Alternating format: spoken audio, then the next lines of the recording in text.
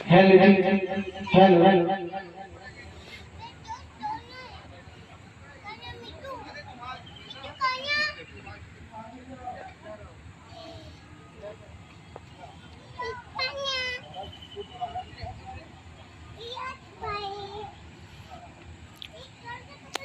तो दोस्तों यहाँ पर जो आज है प्रोग्राम तो देख सकते हैं, यहाँ पर पूरी तैयारी हो चुकी है। भगवान श्री गणेश यहाँ पर महाराज की आ भी गए हैं, माता गंगा की।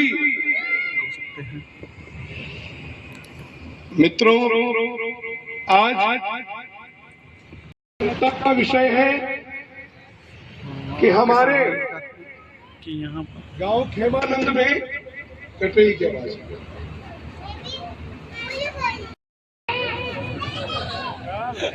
आज श्री संदीप द्विवेदी जी भाई साहब के द्वारा समाज के प्रति अपने भावों को व्यक्त करने के लिए और समाज के हित में समाज को सही दिशा देने के लिए जिस संस्था का उद्घाटन में पूज्य भोपाल से चल करके हम सबके बीच में श्रद्धेय आचार्य डॉक्टर नीलिम त्रिपाठी जी महाराज जी श्री द्वादश ज्योतिर्लिंग की कथा का हम आपको श्रवण कराने के लिए आए हैं, हम आपके कल्याण के लिए। ऐसे पूज्य श्रद्धेय आचार्य जी से मैं अनुरोध करूंगा और आप सबसे भी अनुरोध करूंगा कि सर्वप्रथम हम आप आचार्य जी महाराज के लिए करतल ध्वनि से स्वागत करें और श्रद्धेय परम पूज्य आचार्य जी डॉक्टर श्री नीलिम त्रिपाठी जी महाराज जी अपने आसन व्यासपीठ पे विराजमान हो करके हम आपके भगवान महादेव के द्वादश ज्योतिर्लिंग की कथा का श्रवण कराने की महान कृपा करें। पूज्य आचार्य जी के आशीर्वाद से मैं आग्रह पूर्वक एक छोटा सा भजन कहना चाहता हूँ। परम पूज्य महाराज जी के अनुमति हो।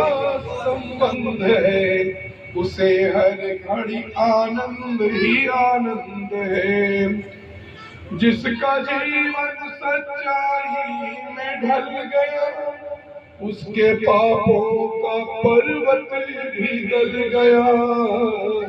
रोम रोम में बसे गोविंद है, उसे हर घड़ी आनंद ही आनंद है, जिसको जीवन में मिला सत्संग है उसे हर घड़ी आनंद ही आनंद।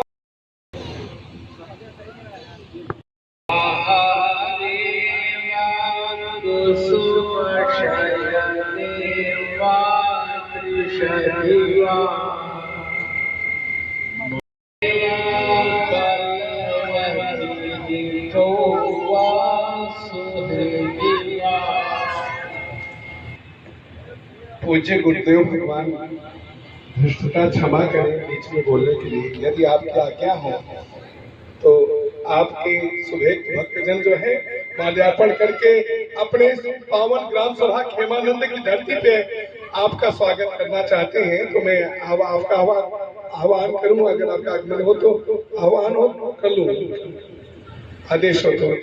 शालिग्राम जी को कोई भक्त चाहे जैसे नहलावे चंदन लगावे, शालिग्राम जी कुछ कहते उसी तरह भैया संदीप जी हमारे हृदय हार है।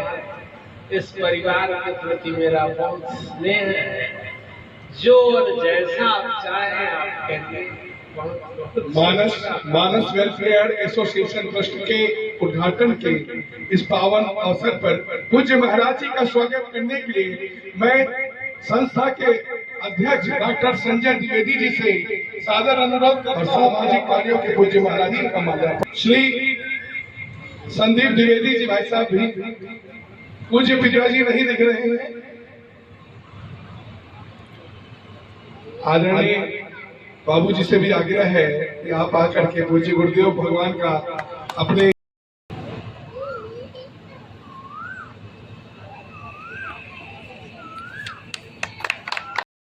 सभावासी धृष्टता को मेरी क्षमा करें। सबसे तो माल्यार्पण कराना संभव नहीं, लेकिन जो माला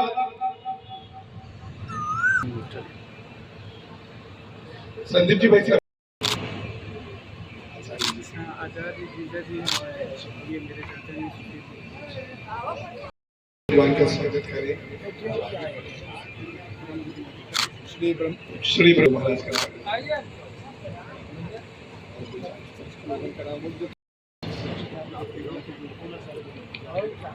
हाँ पूज्य गुरुदेव भगवान का माल्यार्पण करके स्वागत करें।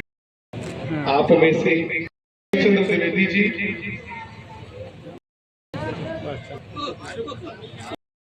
मुझसे कोई गलती हो जाएगी तो आप पूज्य गुरुदेव भगवान का संत भगवान रणि सिंह दीपक द्विवेदी जी आपसे भी अनुरोध है आकर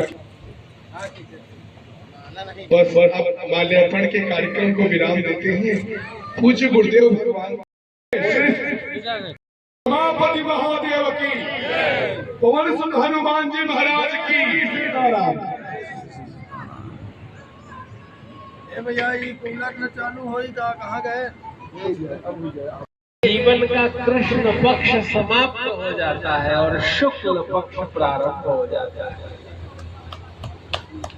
सारे जीवन की जितनी भगवान के चरणों में समर्पित होने से समाप्त हो जाती है। जब तक हम लोगों पर विश्वास करते रहते हैं हमको धोखा मिलता है। भगवान के ही आसरे हो जाएंगे उस क्षण निश्चितता प्राप्त होगी। संसार असीम है और अनंत कृपा के स्वामी परमात्मा है। उनकी कृपा करुणा, उनकी दया ममता, उसका स्मरण बड़े भाव से करना है। जो 12 ज्योतिर्लिंग है वही आपकी 12 राशियों का प्रतिनिधित्व करते हैं। ये 12 ज्योतिर्लिंग आपकी 12 राशि है।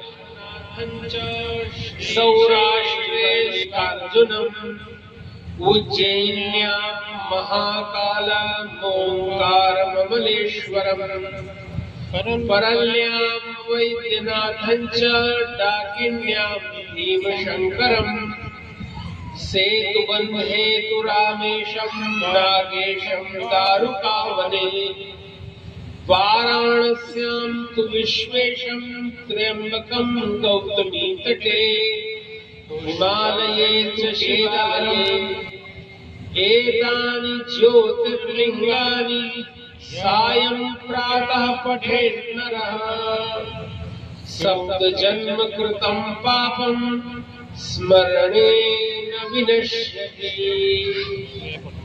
इन 12 ज्योतिर्लिंगों का स्मरण करने मात्र से समस्त पाप भस्मीभूत हो जाते हैं।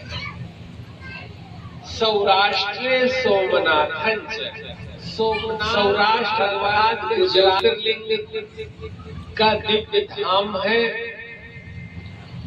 एक बार की बात है, दक्ष प्रजापति की 27 कन्याओं का विवाह चंद्रमा से हुआ।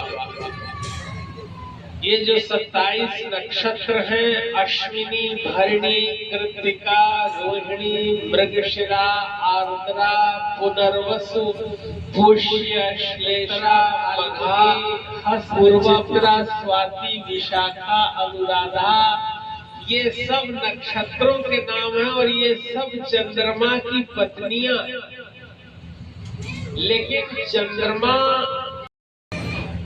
और वो रोहिणी है।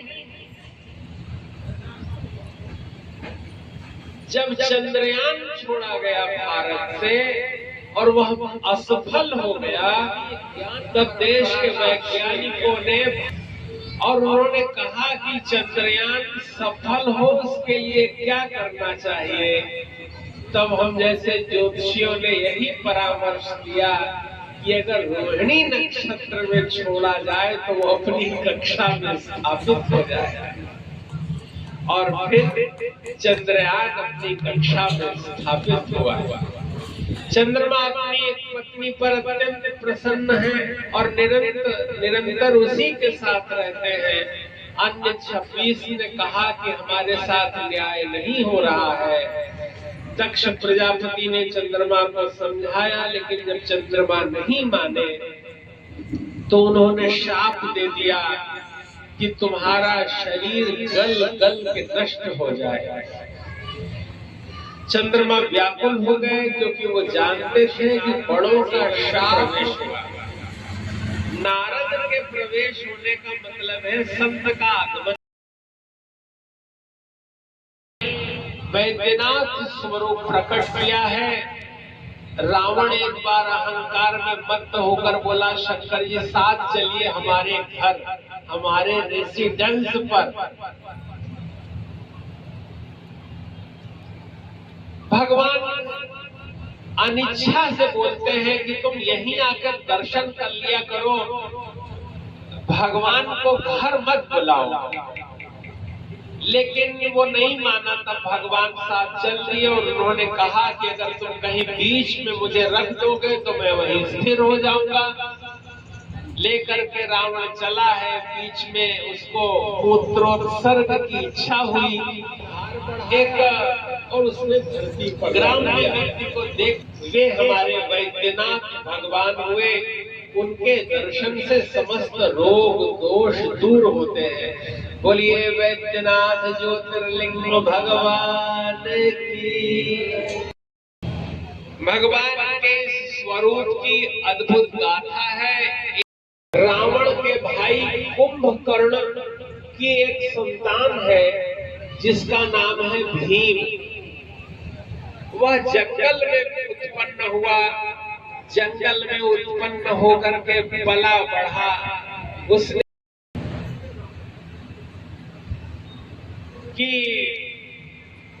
मैं अनाथ जैसा जंगल में अकेले क्यों रहता हूं। उसने कहा तुम्हारे पिता को विष्णु के अवतार राम के मैं समस्त विष्णु के अनुयायियों सहित उनको समाप्त कर दूंगा।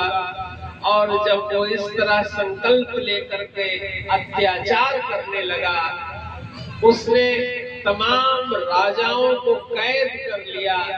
तब एक राजलक्ष्मी जो रानी थी, वो अत्यंत धर्मप्राण थी और उनके पति, वे लोग रोज पार्थिव शिव पूजन किया करते थे। बस एक बार उनको पकड़ के कारागृह में डाला। देवता गए कहने हमें बचाइए भगवान शिव। उन्होंने कहा नहीं, जब तक मेरा भक्त मुझे नहीं पुकारेगा मैं कैसे जाऊंगा। अगर तुम चाहते हो तो मेरे भक्त सबने मिल करके जाकर भीम से कहा कि आपको मारने के लिए जेल में वो लोग अभिचार कर रहे हैं। जब ये सुना तो वो जेल में आ गया और उसने भगवान शिव पर, पार्थिव शिवलिंग पर प्रहार किया।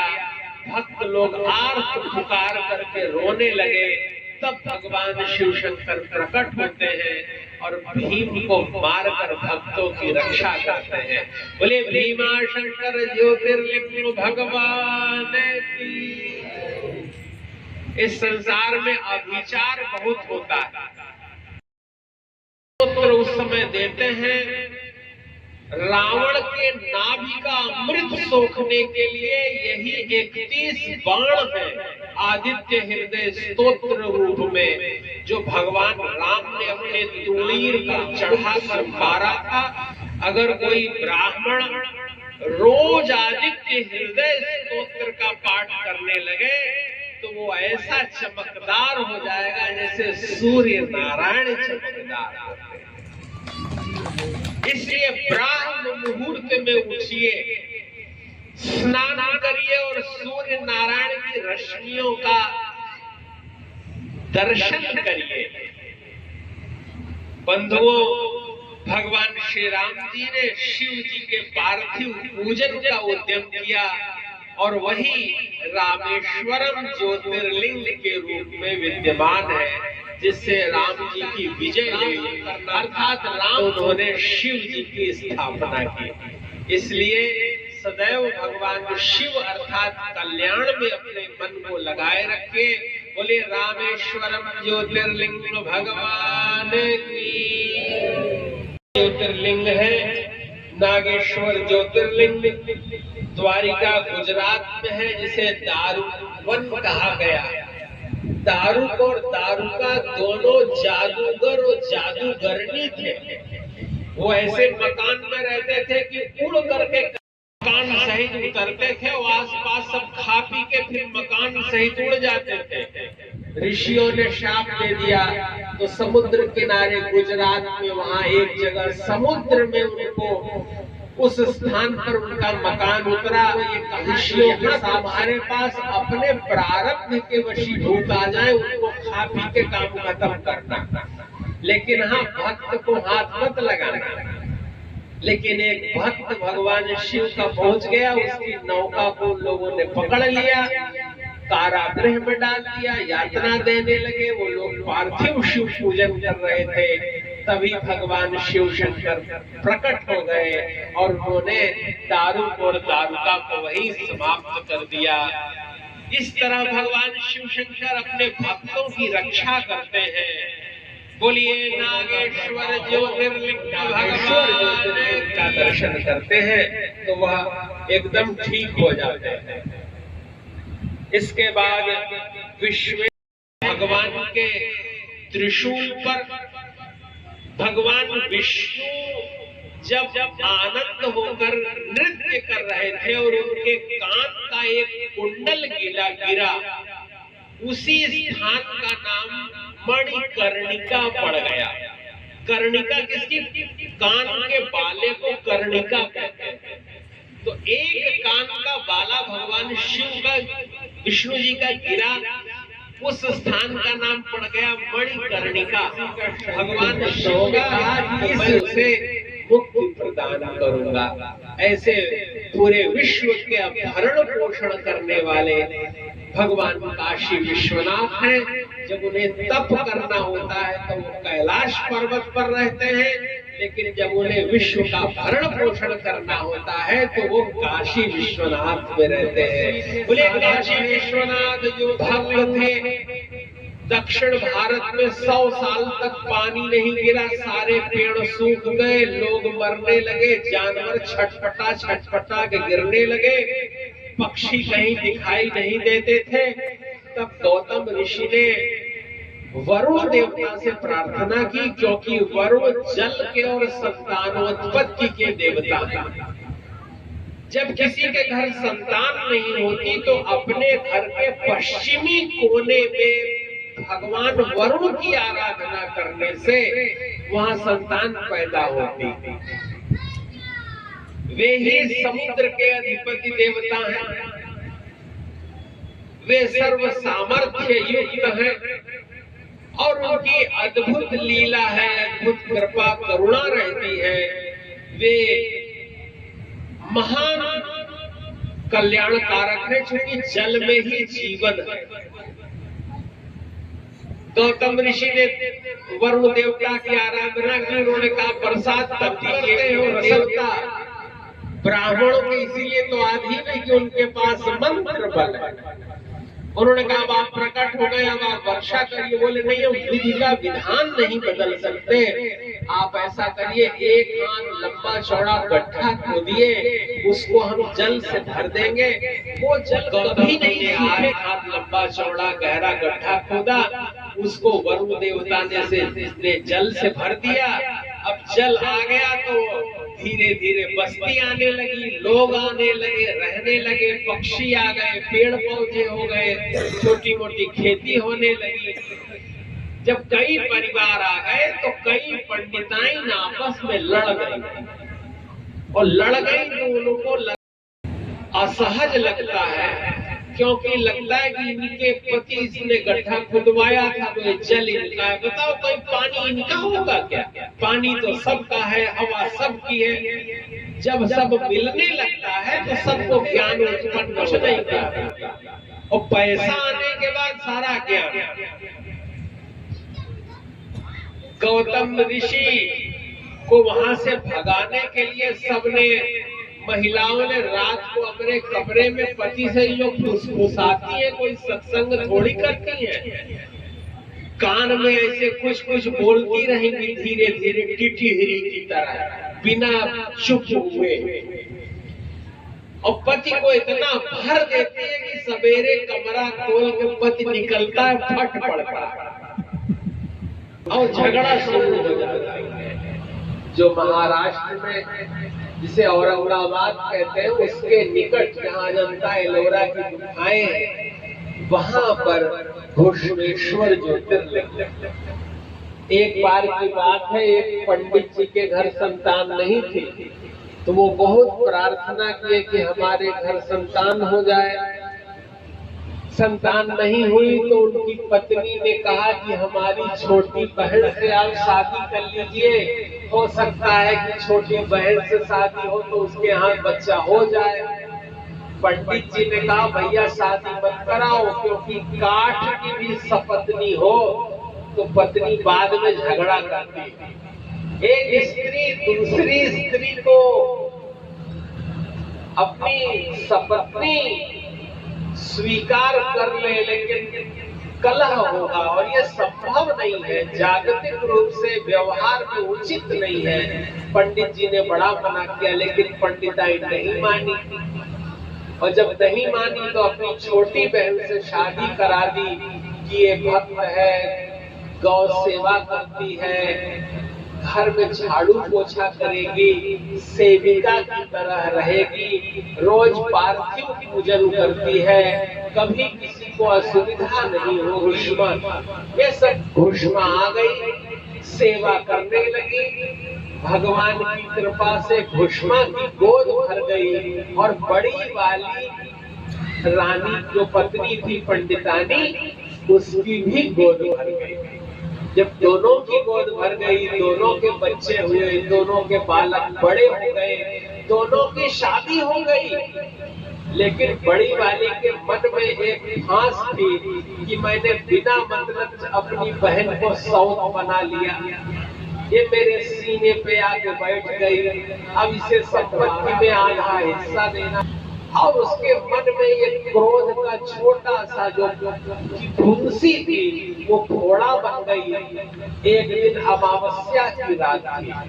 अमावस्या पर लोगों का दिमाग अक्सर खराब हो जाता है।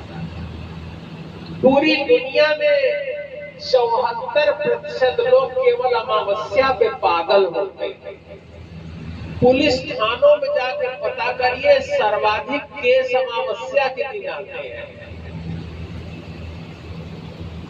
अर्थात अमावस्या पर जब चंद्रमा का प्रभाव नहीं रहता, चंद्रमा अस्त रहते हैं, तब उस दिन लोगों का मन विह्वल रहता है।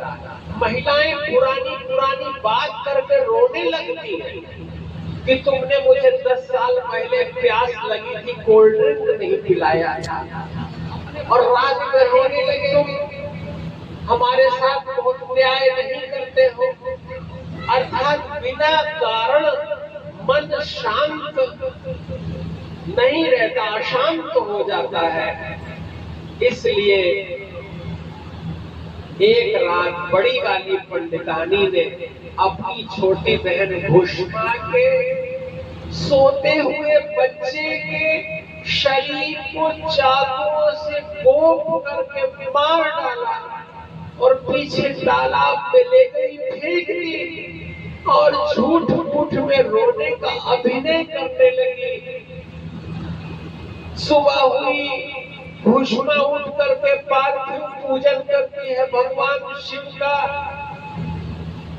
शिव जी की पूजा अर्चना करके जब शिव जी के विसर्जन के लिए जाती है पीछे तालाब में, तो मानव शरीर उससे नहीं आ गया, उसकी आंखों से एक आंसू जल में टपका है। और जैसे ही उस जल में आंसू का स्पर्श हुआ है, उस जल में मानो अग्नि की लपटें लग गई। मध्य में भगवान शिव शंकर उसके पुत्र को लेकर के प्रकट हो रहे हैं। बिजली चमकने लगी है, भगवान शिव शंकर त्रिशूल लहराते हुए उस बच्चे को साथ में लेकर के आए हैं। घोषणा को दिया कि तुम अपना पुत्र लो, और तुम्हारी बड़ी बहन ने ही इसकी हत्या की है, अब मैं तुम्हारी बड़ी बहन को मार दूंगा। तब वो घोषणा भगवान के चरणों में लौट जाती है और कहती है कि मेरी बड़ी बहन को आप मत मारिए, क्योंकि मेरे बच्चे के नहीं रहने का जो दुख हुआ था, वही मेरी बड़ी बहन के नहीं रहने का दुख होगा। अगर मारना है तो मेरी बड़ी बहन के उस खराब विचार को मारिए जिसके कारण उसने मेरे बच्चे को मारा। भगवान शिव शंकर तब प्रसन्न हो गए कि अगर किसी के कोई बच्चे को भी मारा हो लेकिन उसके मन में उसके प्रति मैल न हो, खराब विचार को मारिए, व्यक्ति को मत मारिए। लोग साथ छोड़ देते हैं, अरे बात छोड़ दीजिए लेकिन कभी किसी का साथ मत छोड़िए। भगवान शिव ने कहा कि भूष्मा मैं तुमसे इतना प्रसन्न हूं कि तुम्हारे के नाम से जाने जाते हैं, किसी की भी कोई संतान कभी न रह जाए या कोई असुविधा हो तो वो भूष्मेश्वर ज्योतिर्लिंग के दर्शन करते हैं तो उन्हें कृपा प्राप्त होती है। बोलिए भूष्मेश्वर ज्योतिर्लिंग भगवान की जय। इस तरह हम लोगों ने 12 ज्योतिर्लिंगों की कथा सुनी। आपके जीवन में जो भी शाप ताप पाप हो वो भस्म हो जाए। भगवान की कृपा से आपके जीवन में आनंद प्रकट हो, प्रेम से भाईचारा को बहुत बड़ा समझिए। प्रिय संदीप जी ने आप सबके लिए ही, अपने घर परिवार माता पिता भाई बंधुओं के लिए ही ये 12 ज्योतिर्लिंगों की कथा का यहाँ आयोजन किया गया। कोई छोटा सा भी कोई उपकार का काम करे तो उसे बहुत बड़ा मानना चाहिए। आज इन्होंने सत्यनारायण भगवान की कथा सुनी, भगवान की ये 12 ज्योतिर्लिंगों की कथा आप सबके साथ सुनी। हम शुद्ध अंतःकरण से इन्हें आशीर्वाद देते हैं, इस परिवार को आशीर्वाद देते हैं। आपका शुभ और मंगल हो, आपका कल्याण हो, आपकी मनोभिलषित कामनाएं पूरी हो। यह मानस जो वेलफेयर सोसाइटी बनी है, आपके माध्यम से सबके मन सुधरे, क्योंकि जब मन अच्छा होगा तो संसार अच्छा हो जाएगा। भगवान से आप सबके लिए मंगल प्रार्थना कर रहे हैं। ओम याम मेधाम देवगणाः पितरश्चोपास्ते तया। हाथ जोड़ लीजिए।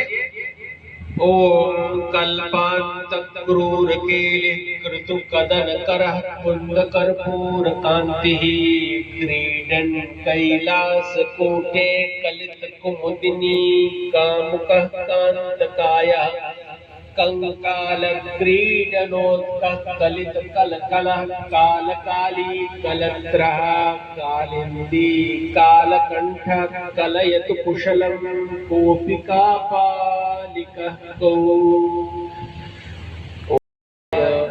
ओम नमः शिवाय, ओम नमः शिवाय, ओम नमः शिवाय, ओम नमः शिवाय, ओम नमः शिवाय, ओम नमः शिवाय, ओम नमः शिवाय, ओम नमः शिवाय।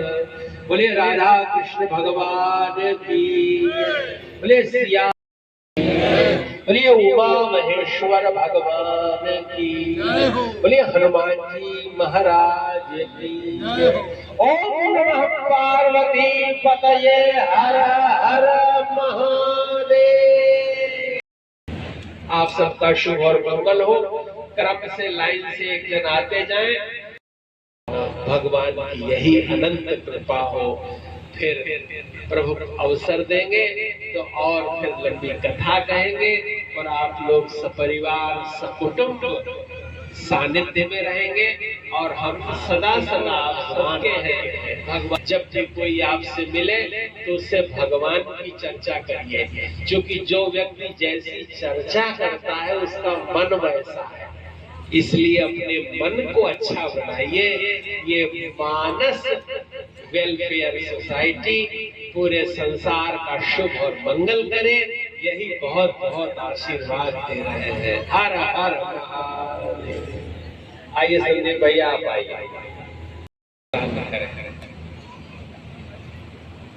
और यहाँ पर देखिए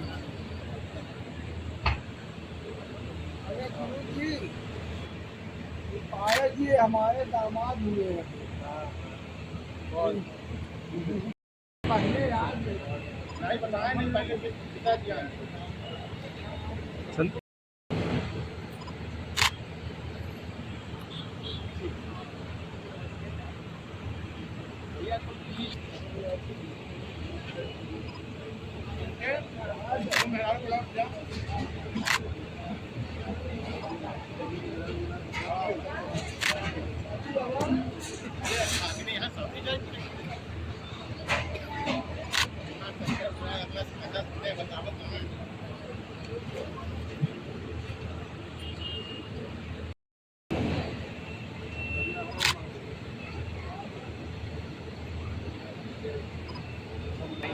हमारी शुभकामनाएं, फिर आगे कभी भविष्य में भेंट होगी। तो यहीं पे हम लोग विराम करते हैं। आप सबको खूब खूब शुभकामना, खूब मंगल कामना।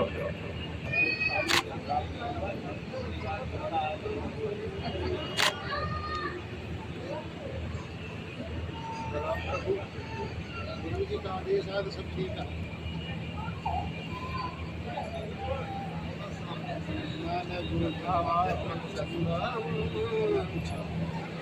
ऐसे बहुत समय लगा।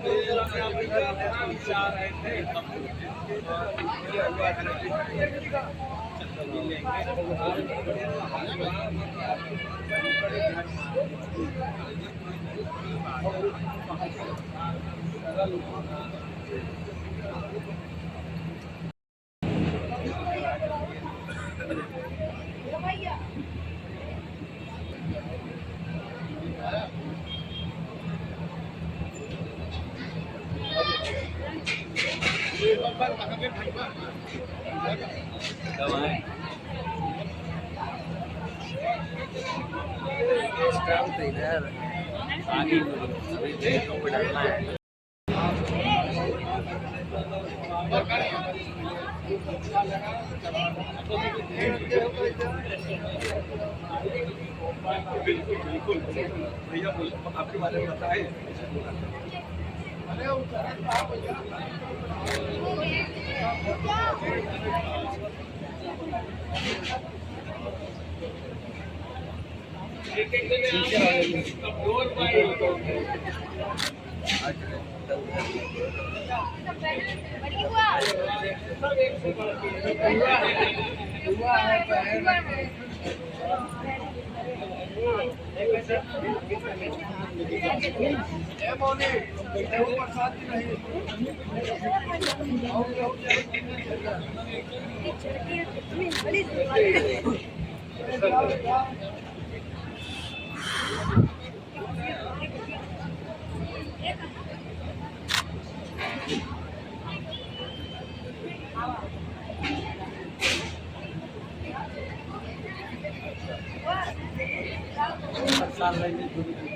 जो